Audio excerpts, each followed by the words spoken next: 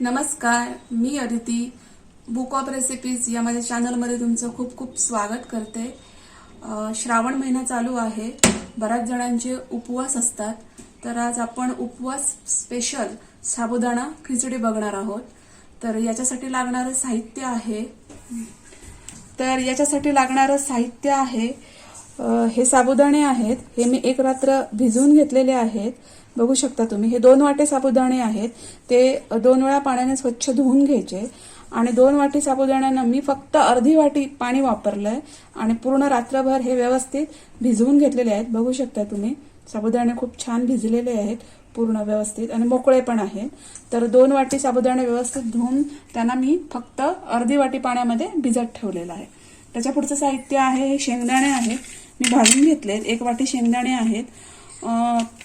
मी हे सालासकटच वापरणार आहे, तुम्हाला जर सालं नको असतील तर तुम्ही ते साफ करून घेऊ शकता।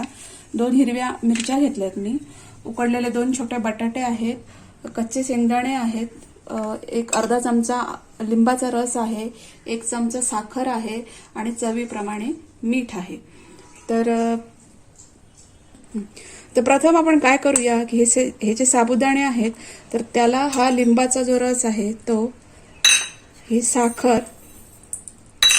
आणि चवीप्रमाणे मीठ हे सगळं व्यवस्थित एकत्र करून घेऊया। हे मीठ फायनल आहे, मी परत मीठ घालणार नाहीये, त्यामुळे चवीप्रमाणे मीठ इथंच ऍड करून घ्यायचं आहे। आणि मग हे सगळं साबुदाण्यांना आपण व्यवस्थित एकत्र करून घेऊया। हे असं करून घेतल्यामुळे पूर्ण खिचडीला मीठ, साखर, लिंबाचा रस सगळं व्यवस्थित लागतं आणि खिचडीची टेस्ट खूप छान येते। आता आपण काय करूया, हे जे भाजलेले शेंगदाणे आणि ह्या 2 मिरच्या आहेत त्याची मिक्सरमधनं एक भरड काढून घेऊया।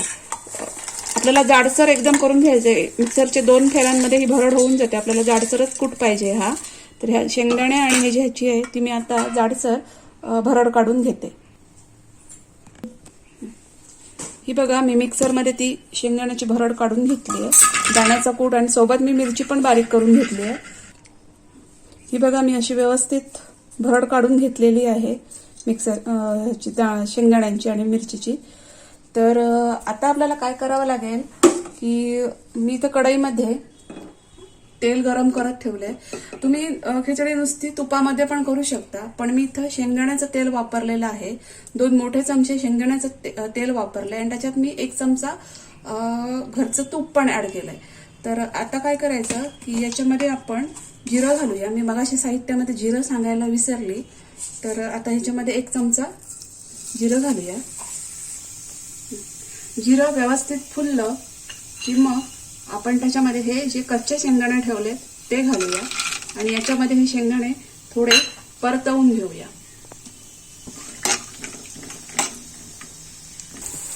हे शेंगदाणे व्यवस्थित भाजून झाले की मग आपण त्याच्यात हे साबुदाणे घालूया।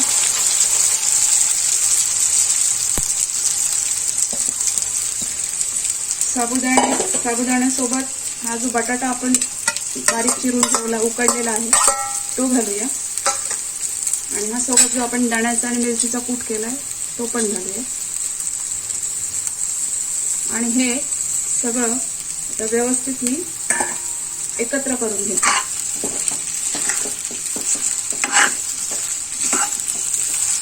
गॅसची फ्लेम मी सध्या छोटीच ठेवली। छान दिसते ही खिचडी आता, मी अगदी व्यवस्थित एकत्र करून घेते। ही बघा, मी खिचडी अशी व्यवस्थित परतून घेतली आहे। आता आपण काय करूया, ह्या खिचडीला एक 5 मिनिटं चांगली अशी वाफ देऊया। तर मी याच्यावर असं झाकण ठेवते आणि एक 5 मिनिटं मी चांगली वाफ देते। हे बघा, आपली आता 10 मिनिटं झालेली आहे। वाव, खिचडी खूप छान झालेली आहे, व्यवस्थित शिजलेली पण आहे, तुम्ही बघू शकता। परफेक्ट, कुठंही खिचडी लागलेली नाहीये। बघा, एकदम मोकळी अशी मस्त खिचडी तयार झालेली आहे। जेव्हा आपण 10 मिनिटं वाफ देतो खिचडीला तेव्हा मध्ये मध्ये ही परतवायची असते, म्हणजे काय होतं की खिचडी खाली लागत नाही। तर आता ही खिचडी तयार झाली आहे. तर मी याच्यामध्ये आता हे ओलं खोबरं आहे ते घालते. हे पण मी साहित्य सांगायला विसरलेली. मी तर ओलं खोबरं वापरते आणि ओलं खोबरं घातल्यानंतर मी हे सगळं आता व्यवस्थित एकत्र करून घेते. खोबरं आता खिचडीमध्ये मी व्यवस्थित मिक्स करून घेतलेलं आहे. जर मंद आचेवर 10 मिनिटं मध्ये मध्ये हलवत ही खिचडी जर व्यवस्थित वाफवून घेतली तर अशी मोकळी आणि सुंदर खिचडी तयार होते. साबुदाणा भिजवताना पण पाण्याचं प्रमाण जर योग्य असेल तरी पण ही खिचडी अशी मस्तपैकी मोकळी तयार होते. त्यामुळे ह्या जर काही गोष्टी लक्षात घेतल्या तर अशी सुंदर छानपैकी आणि पूर्ण शिजलेली आणि मोकळी अशी आपण खिचडी बनवू शकतो. तर माझी ही रेसिपी आता पूर्ण झालेली आहे. मी गॅस बंद करते आणि खिचडी सर्विंग बाउलमध्ये काढून घेते. ही बघा सुंदर अशी आपली उपवासाची खिचडी तयार झालेली आहे. खूप छान दिसते आणि टेस्टला पण खूप छान लागते. तुम्ही ही माझी रेसिपी नक्की ट्राय करा. व्हिडिओ आवडला असेल तर लाईक करा, शेअर करा आणि माझ्या चॅनलला सबस्क्राईब करा. आपण भेटू नेक्स्ट व्हिडिओमध्ये. थँक्यू.